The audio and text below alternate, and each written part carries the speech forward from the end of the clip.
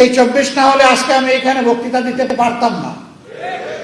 এই 24 না হলে আজকে বিরোধী দল হতে পারতাম না, বিরোধী দলের নেতা হতে পারতাম না, এমপি নির্বাচিত হতে পারতাম না, পার্লামেন্টের মুখ দেখতে পারতাম না, ঠিক অনুরূপ ভাবে তারেক সাহেব প্রধানমন্ত্রী হতে পারতেন না।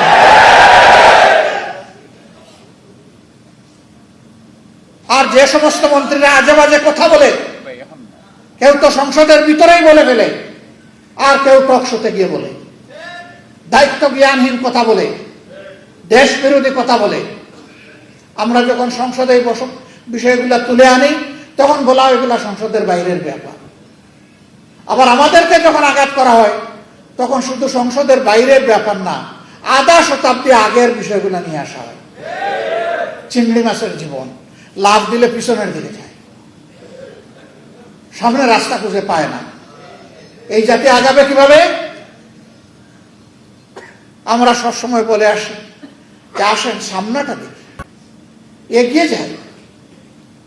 যেই অঙ্গীকার নিয়ে 24 হয়েছে সেই অঙ্গীকার বাস্তবায়ন করি, বড় কিছু নয়।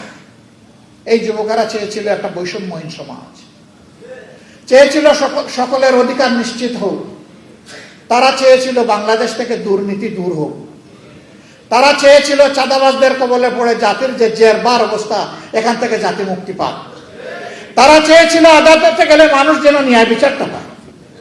এই তো এতটুকু। তারা তো কারো কাছে ভিক্ষা চায়নি, তারা বলেছে আমাদের যোগ্যতা অনুযায়ী আমাদের হাতে কাজ তুলে দিতে হবে। আজকে অনেক বড় বড় কথা আমরা শুনছি বিভিন্ন দিক থেকে, কিন্তু কাজের বেলায় আমরা এটা খুঁজে পাই না। আপনারা নিশ্চয়ই সংসদ দেখেন, আমি বিশ্বাস করি এই কারণে দেখেন যে এই সংসদকে আপনার মজলুমের সংসদ মনে করেন। সেই মজলুম এমপিরা ওখানে গিয়ে জনগণের জন্য কি বলে এটা আপনারা আগ্রহ করে শুনতে চান, দেখতে চান, আপনারা মূল্যায়ন করবেন আপনাদের বিবেকের পর্দায়। এ গভীর বিশ্বাস আমাদের আছে।